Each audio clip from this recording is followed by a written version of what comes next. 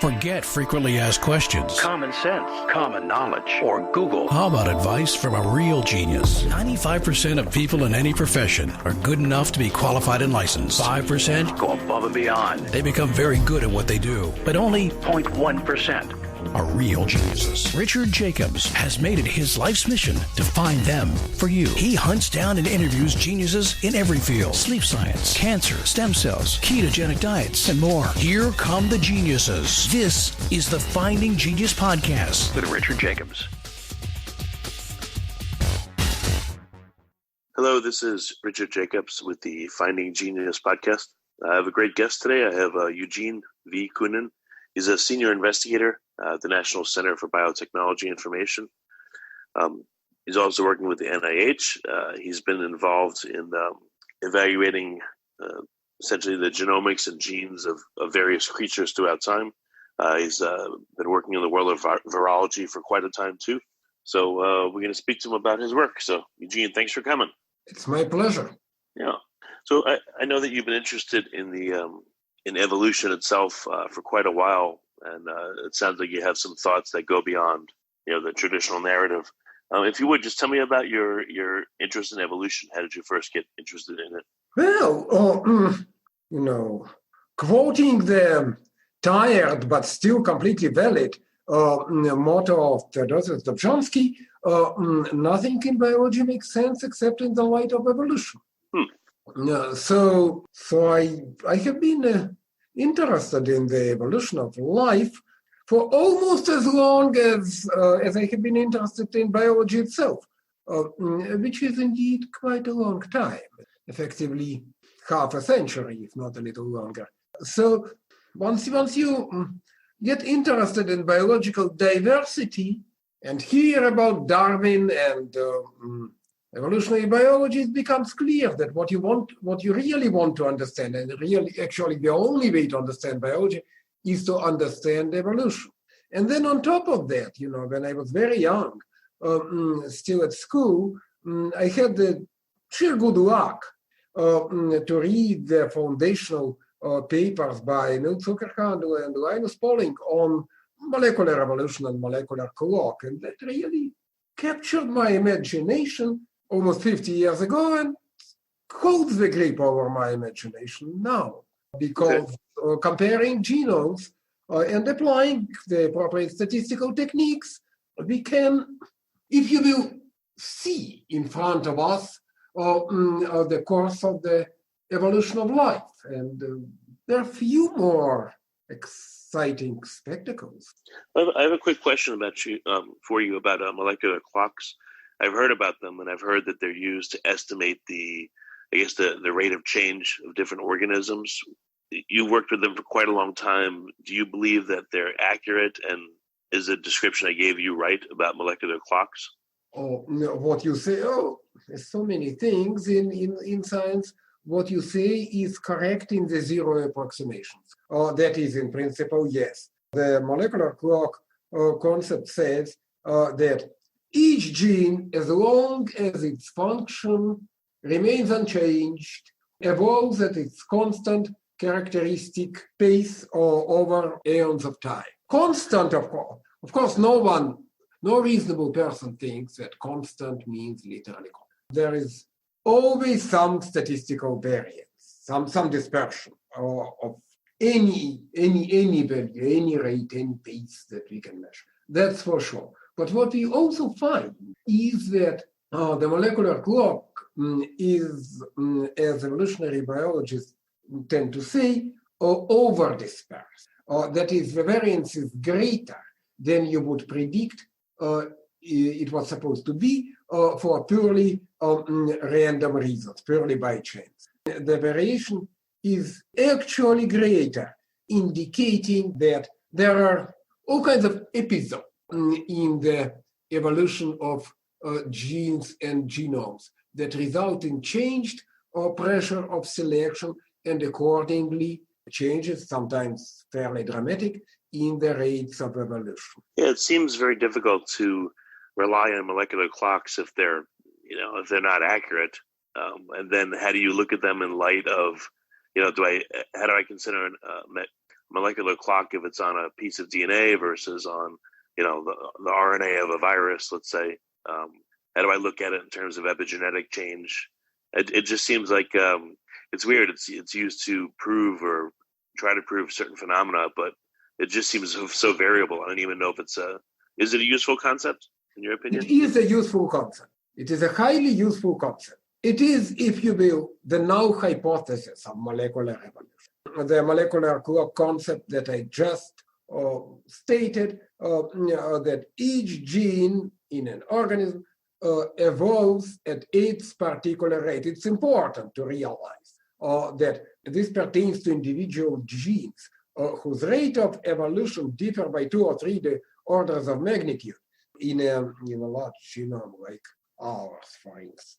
But each gene is supposed to evolve under its constant characteristic pace, and this is a very useful concept. It is, as I say, the null hypothesis of molecular evolution. By studying deviations from that null hypothesis, we can get ideas about what is going on, what kind of functional changes occur, what kind of population, ecological changes occur in the course of evolution, and how they affect evolution of various genes. If we do not have, had we not had this central null hypothesis, this sort of ideal of molecular clock, very few useful things could have been said about evolution of genes and genomes. Fortunately, that is not the case. So if I have a gene that's, 1,000 base pairs long in me, and it's also in a cow, will that gene appear to change at the same rate? It's the same gene, but in 2 different creatures. Does it correlate? It correlates very well. The same, no. This is a good question. No, not quite the same. There are differences in the rates of evolution, both across the set of genes within a group of organisms and perhaps less dramatic but still significant differences between different groups of organisms. For instance, if you look, say, at primates, at ourselves and apes and monkeys, on the one hand, and on the other hand, we look at rodents, for instance, mice, rats, and hamsters. Their rate of evolution is significantly higher, perhaps 2 or 3 times higher on average than ours. Still, there is a very good correlation in the ranking of genes by the evolutionary rate. Those genes that are fast in us are fast in them also as a rule, as a strong rule, and vice versa. Okay, and then in terms of your research, what kind of evaluations are you doing, comparing the genomics of different creatures? It seems like that's a big part of your work, perhaps prokaryotes versus eukaryotes, et cetera. Like what kind of comparisons are you doing? Yes. Comparative genomics is a big part of our work, comparing genomes of prokaryotes, bacteria and archaea, viruses, and to somewhat lesser extent eukaryotes, and trying to reconstruct their evolution and predict functions of individual genes and functional associations between different genes. So in order to do that at the most basic level, what we must do is to compare the sequences of genomes. How we do that more precisely? Compare the sequences and and generate what is known as alignment.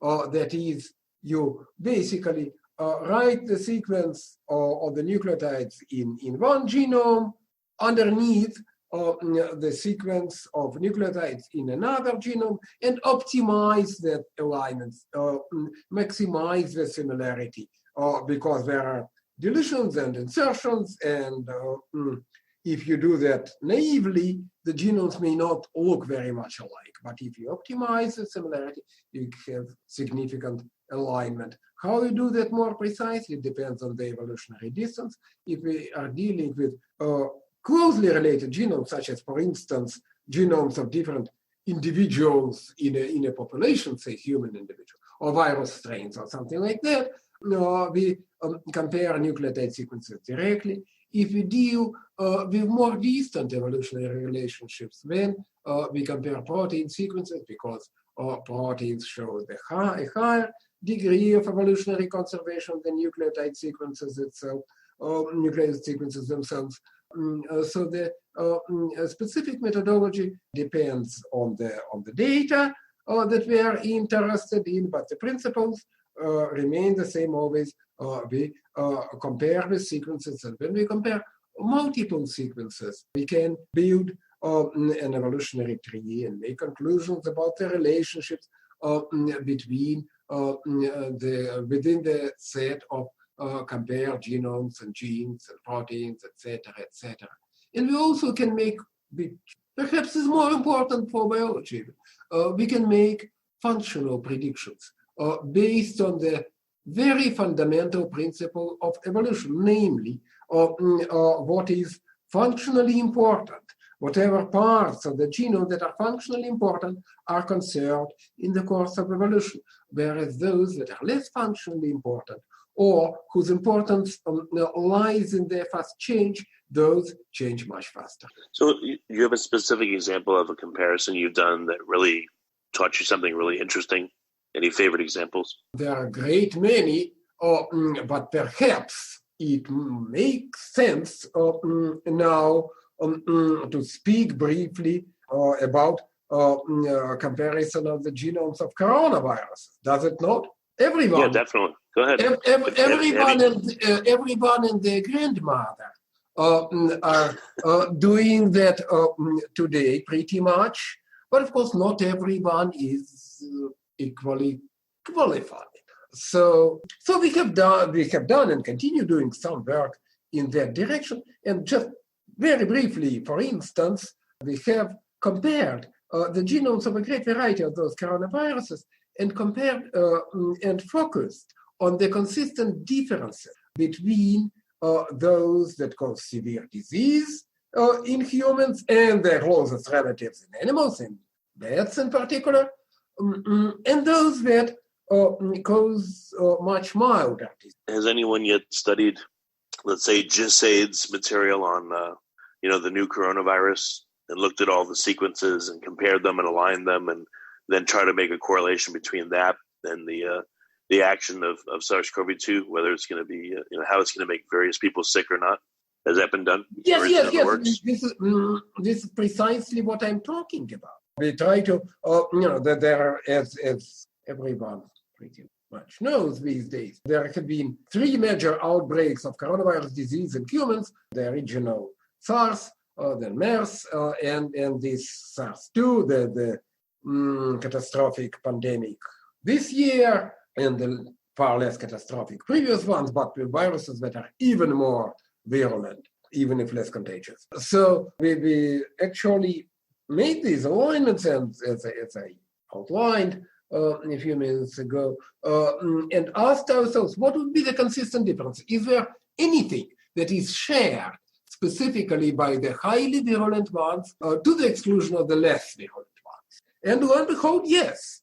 We have detected several features like that, in particular, some specific inserts in both the spike protein and the nucleocapsid protein that seem to increase the affinity between the spike protein and receptor, as well as facilitate the fusion of the spike protein with the cell membrane, and we predict, contribute to the higher pathogenicity, higher virulence of these viruses. This is what we can do by computer, and this is what is currently being tested in the lab. Tying genomic variation back to evolution, do you believe that genomic variation occurs in response to, a creature's environment, or is it, is it random change?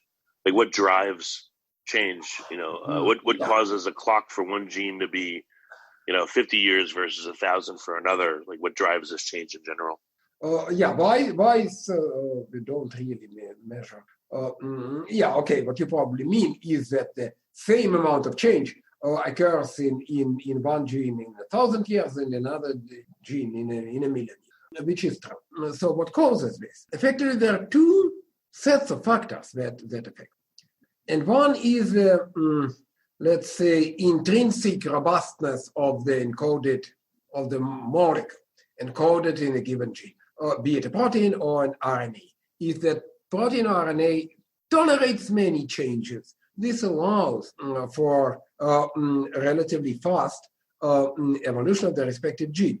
If, on the other hand, the structure is rigid, the requirements are very precise for maintaining functionality, then we get a slow evolving gene. But also, this acts in conjunction with the functional importance per se. The genes that are more important, quote unquote, for fitness of the respective organism tend to evolve slowly. If you like this podcast, please click the link in the description to subscribe and review us on iTunes. So why do you think there is evolution at all? Do you stick to natural selection and random mutation, or what's your thoughts instead? Reasons why evolution occurs at all are very fundamental. They're not even, they have little to do with natural selection per se. We will come to that in a second, but the reasons why evolution, why change occurs, let's say, are very fundamental and are rooted in the laws of thermodynamics. Which dictate that no copying of information without error is possible without the corresponding expenditure of energy. That is, for each bit of increase in the fidelity of information copying, information replication, you have to pay with energy. And therefore, long genomes and long genes is impossible to go many rounds of replication without accumulation of errors. Simply physically impossible. The organisms have evolved, the organisms fight to keep the replication fidelity under control. They have evolved a variety of repair control mechanisms. Now, regarding the mechanisms of variation, the mutation is fundamentally random. At the same time, this does not mean that, let's say, in every place and every position of the genome, the probability of a mutation occurring is the same. Not really. It very much depends on the context, very much depends on the sequence of nucleotides. So there are all kinds of modulating factors. But fundamentally, mutation is random.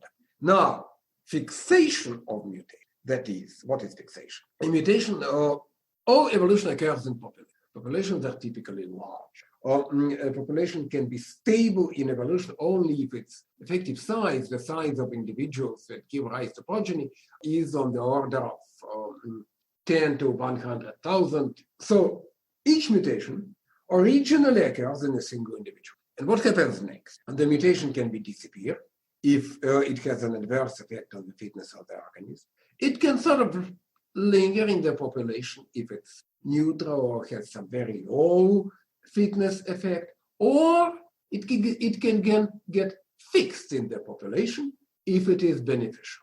And that is natural selection, fixation of beneficial mutation. So it's in that sense not random. Natural selection is a deterministic mechanism. It's not a random mechanism. It measures, so to speak, the fitness effect of mutations or any changes in the genome, and accordingly either fixes them in the population or eliminates them or disregards them, allows them to float around. Who or what is the agency behind natural selection in your observation? There is no agency per se. Natural selection, as quite correctly stated by, even if almost self-evidently stated by Darwin, is simply survival of the fittest under limited resource. So it has to be kept in mind, however, that natural selection is not the only mechanism of fixation of genomic changes. The other mechanism that is fundamentally different is called genetic drift, and that is something that happens randomly. provided the given genomic change does not have a significant deleterious effect. It may even have a slight deleterious effect and nevertheless be fixed in evolution for purely random reasons. It's easy to understand that the drift road of evolution becomes important in small populations simply because of the founder effect. If a population goes for such a narrow bottleneck that there is only one pair of one organism or one pair of organisms in the sexually reproducing ones that gives rise to all the progeny, then whatever they have will be fixed. Whatever Adam and Eve, so to speak, had in their genomes was fixed. So this is a very important addition to our understanding of the mechanisms of evolution that was not really recognized by Darwin and was added by the population geneticists of the 20th century, that much of the fixation of mutations in the course of evolution is not driven by selection, but actually is random, just as random as the actual occurrence of mutation. So how do you think speciation happens, given that there appears to be not a lot of intermediate forms, in the fossil record?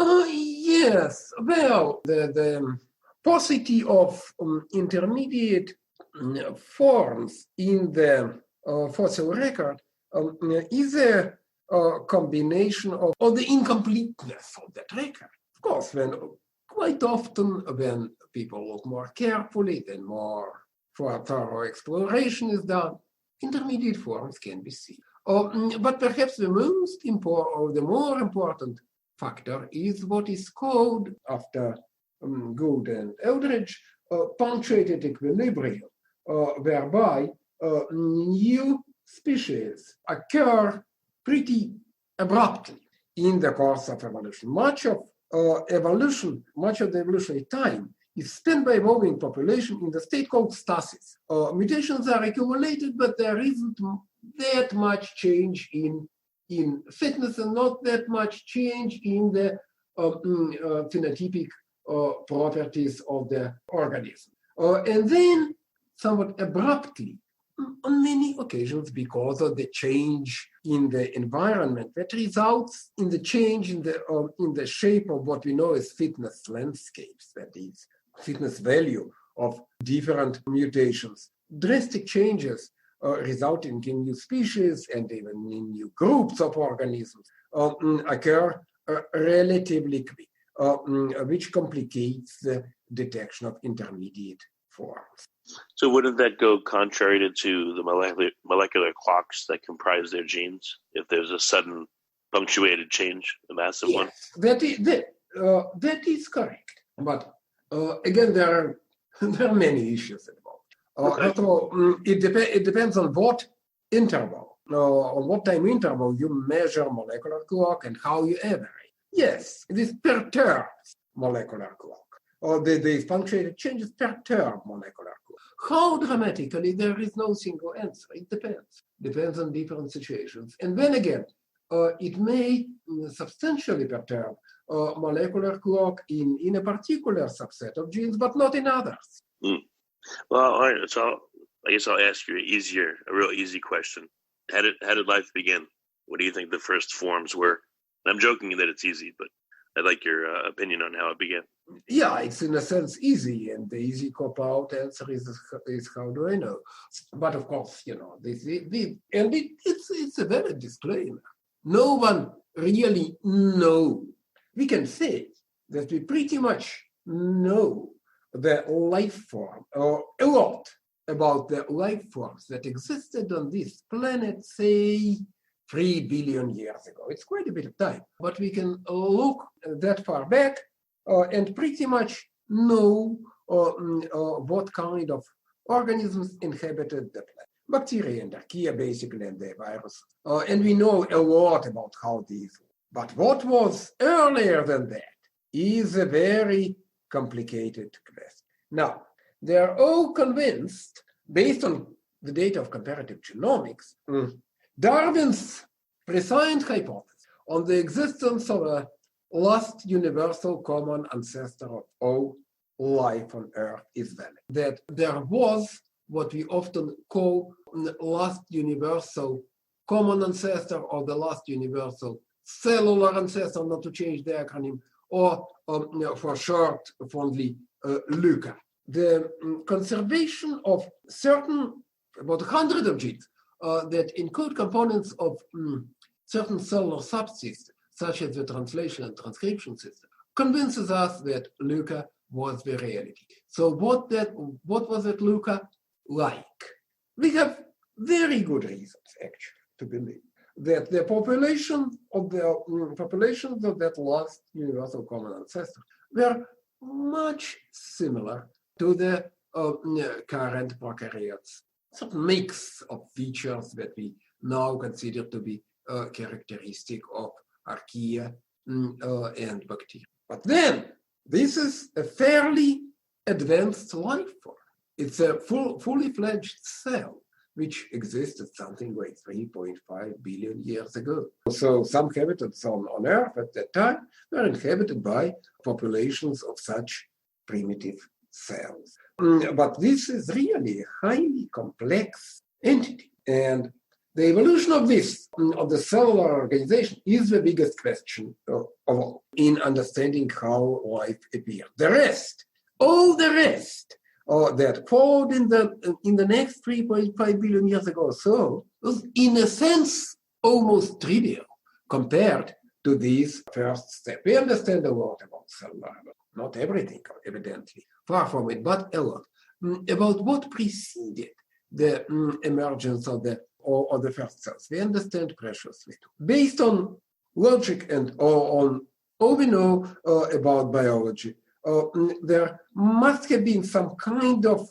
protocells that originally didn't even have genomes, that didn't have an information or encoding of information about the components of those protocells, just some kind of compartmentalized metabolic networks that produced small but relatively complex organic molecules such as amino acids and nucleotides. That is the prerequisite for the origin of real cells. And then within this type of protocells, the genomes must have evolved. And we really understand very little about how they evolved.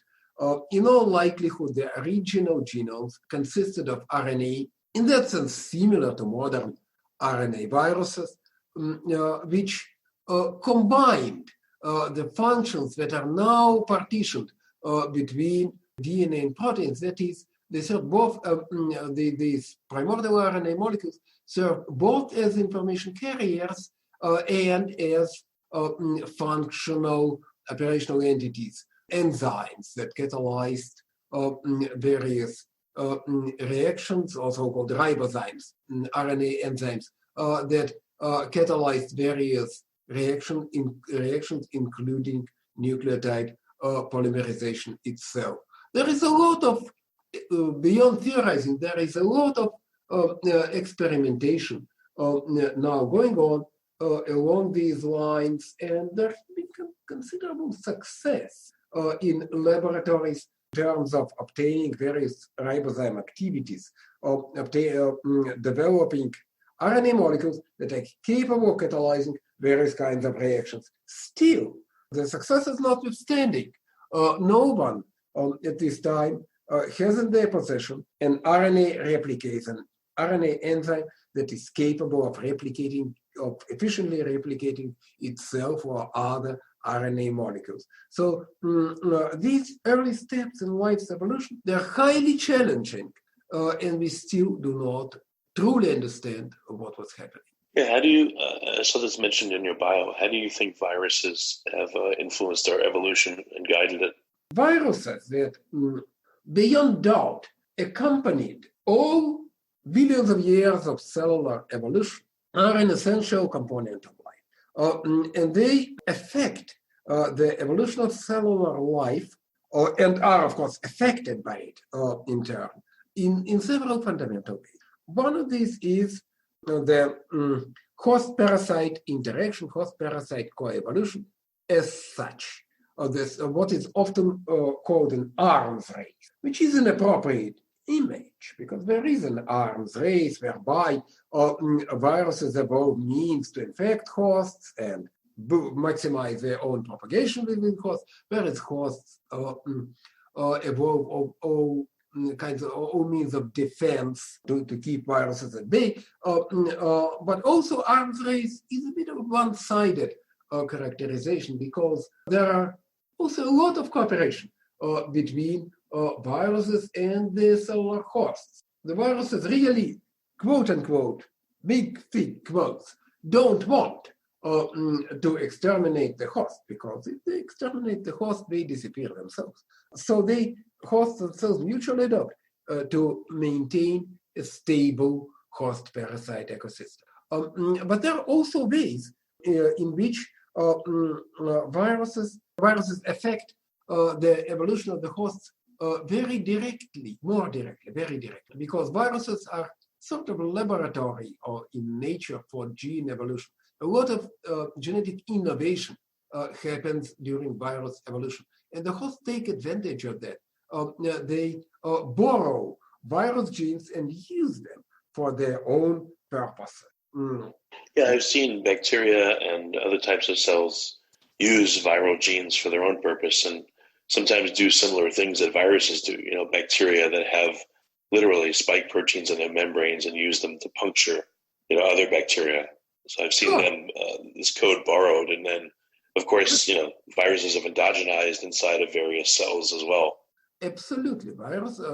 For that matter, it's interesting to contemplate certain numbers. For instance, more than half of the DNA of the nucleotides in our genomes is of virus origin, primarily of retrovirus. Is it half? I thought it was like 8 or 9% was direct viral DNA, but you're saying it's more? How much you're saying? I thought it was like 8 to 10% of our DNA. I don't know where these numbers come from. These numbers are not here. We can even directly detect much more, and indirectly. See, many of these sequences are sort of fossilized, and the trace of viral origin are become difficult to detect. The estimates are that at least half of our genome comes originally from viruses.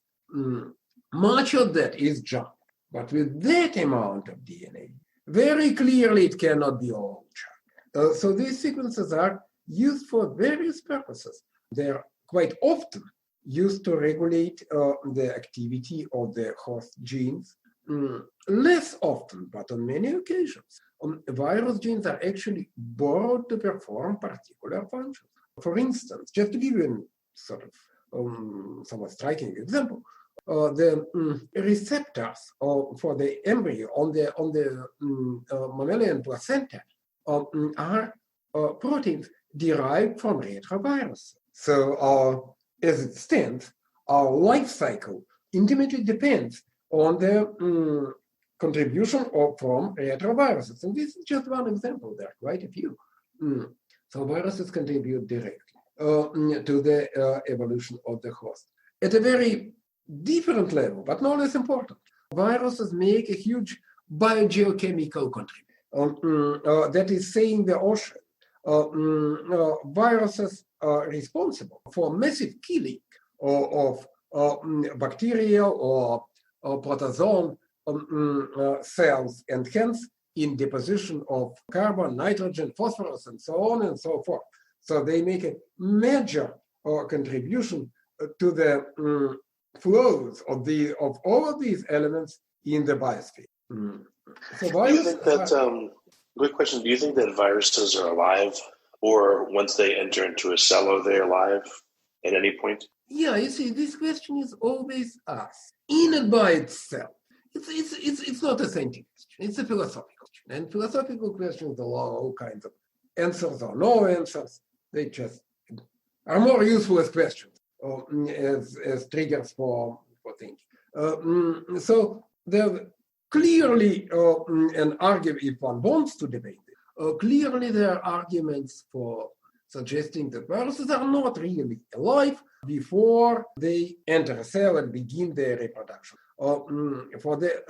And what is alive then is not really virus per se, but the complex system consisting of the host cell and virus. The viral cell, as some people. That's one type of argument. Viruses don't make their own energy supplies, don't convert energy. As a rule, do not produce their own building blocks for their genomes and shells. So in that sense, they are not life forms. On the other hand, viruses have clearly maintained the evolutionary individuality over millions of years. And in that sense, they have attributes of life form. So there are different ways to answer that question, and I don't think there can be one unequivocal answer. What is important is that if we view life as a system of interacting entities in space and in time, as we should, then viruses are an intrinsic essential component.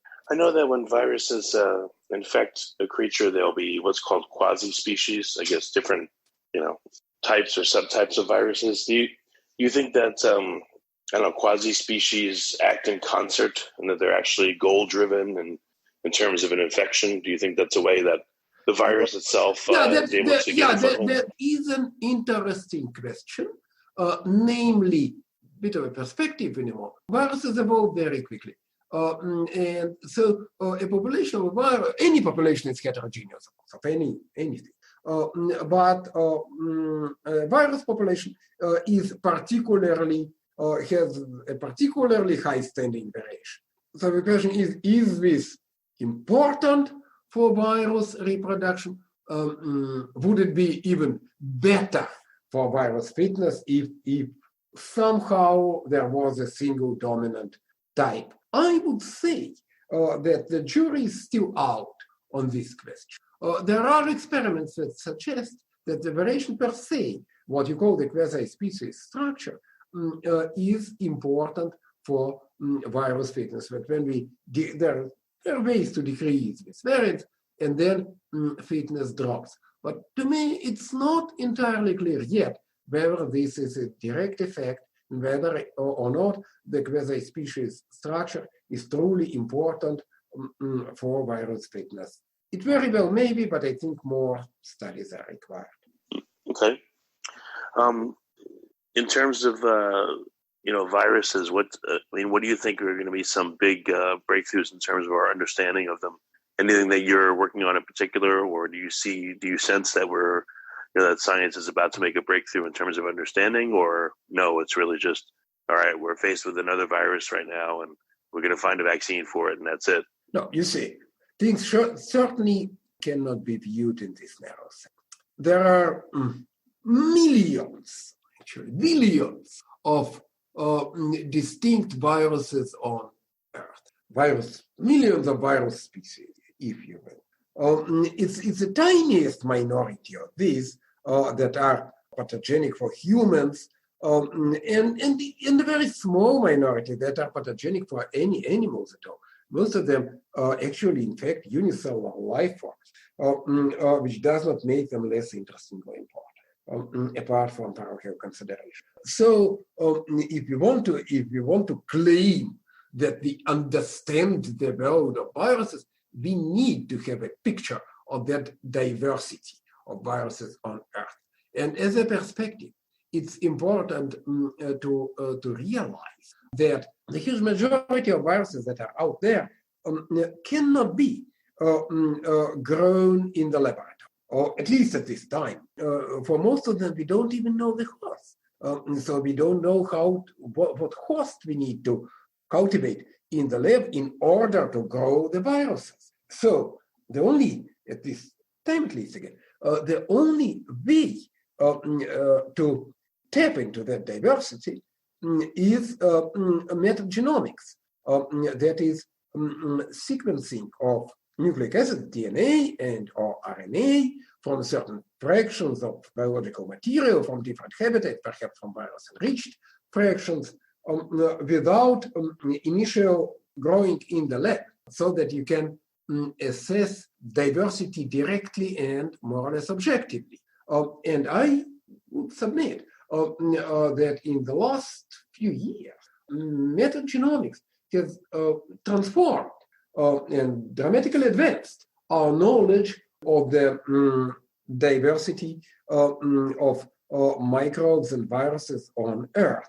And these findings now are starting to allow us to, so to speak, chart the structure of the virus and microbial universes. We now start, I think, to see the combined, of course, with all the methods of comparative genomics, about which we spoke a little bit. Advances of metagenomics allow us now to start understanding the relationship between different parts of the world of viruses and microbes. So I think it's really an ongoing, rather quiet, but very fundamental revolution in our understanding of the biosphere. Okay. And then I know we're just about out of time. Last question. With all the omics that are out now, proteomics, genomics, et cetera, all these ways of slicing and dicing, do you think that we're going to have a lexicon, for a given sequence of base pairs on RNA or DNA? We'll know, okay, yep, if that's in a genome, it'll do this or that. You think we'll have that knowledge soon? Well, I don't know if I would call that a lexicon, something else, a blueprint. Well, even if it's a language, do you think we'll? You think it'll be highly predictive? language dictionary, whatever.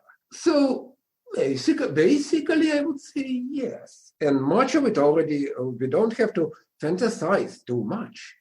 Much of that already exists. We can rather well predict the capacities of a given virus or a given cell, or even a given multicellular organisms from the genome. There is still quite a way to go. We have to substantially improve the methods to model the processes that occur in organisms based on the repertoire of genes and on the sequences of these genes themselves. But a rough understanding exists already today. Will that understanding be perfect ever? No, I don't think so.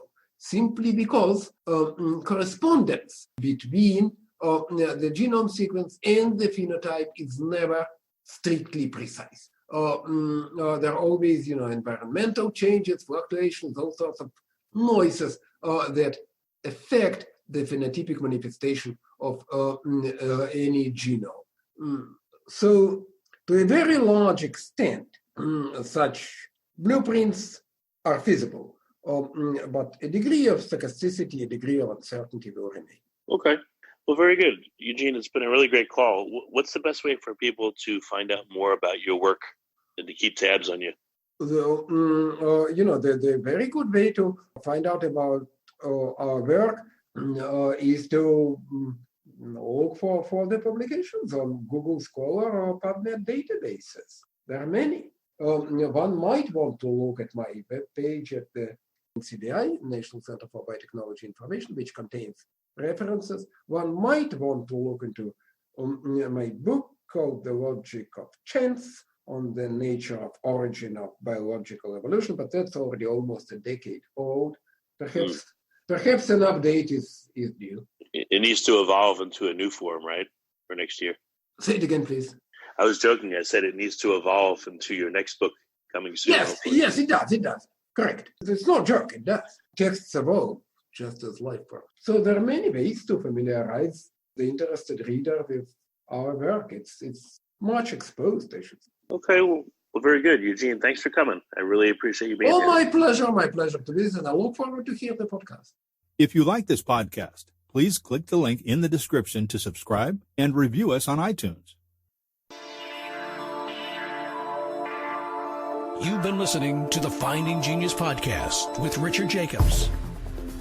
If you like what you hear, be sure to review and subscribe to the Finding Genius podcast on iTunes or wherever you listen to podcasts. And want to be smarter than everybody else? Become a premium member at findinggeniuspodcast.com. This podcast is for information only. No advice of any kind is being given. Any action you take or don't take as a result of listening is your sole responsibility. Consult professionals when advice is needed.